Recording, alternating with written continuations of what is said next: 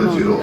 তাই আজকে আপনারা জানেন যে সেই নৌকা ক্ষমতা আসার পরে হাসিনা এই 8 সালে ক্ষমতা আসার পরে যে কাজটি করেছে সেটা হলো আত্মঘাতী কাজ।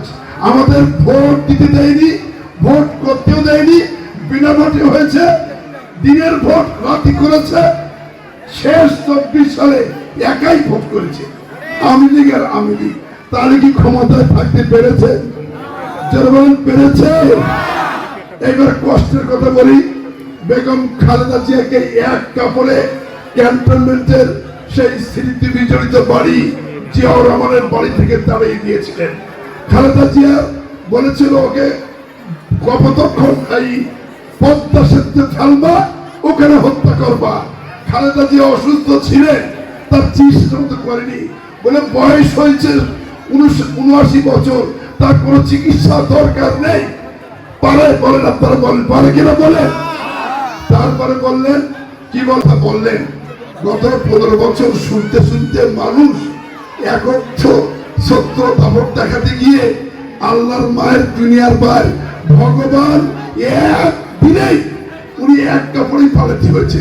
আমি যদি আপনাদের কোনো ক্ষতি করি, আপনাদের যদি কবর খুঁড়ি বা শ্মশান ঘাট তৈরি করি, জ্যান্ত পোড়াবো, তাহলে কি আমি পড়বো কিনা কে বলতে পারবে? একমাত্র ভগবান, একমাত্র আল্লাহ বলতে পারবে কার কখন হাত। এখন শেখ হাসিনা পালাই গেছে ভারতে, ভালো কথা। বাংলাদেশের নির্বাচন হবে 2 ধারায়।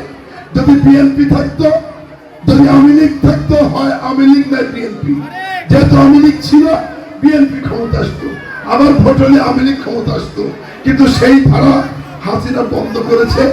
আজকে যারা নির্বাচন করে ভাই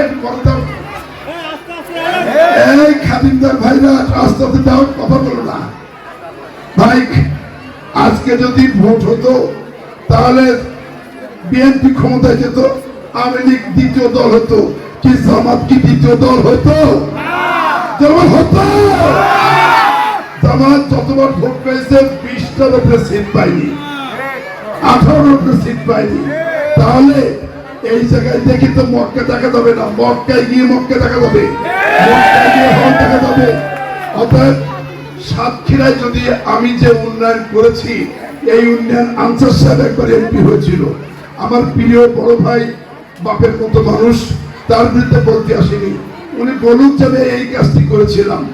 আসলে রাষ্ট্র ক্ষমতা যদি না থাকে, সরকার যদি আপনার পক্ষে না হয়, তাহলে কি উন্নয়ন করতে পারবেন? অতএব যিনি বাংলাদেশে যদি অবাধ সুষ্ঠু নির্বাচন হয়, এই মুহূর্তে বাংলাদেশ জাতীয়তাবাদী দল বিপুল ভোটে নির্বাচিত হবে, ধানের শীষ।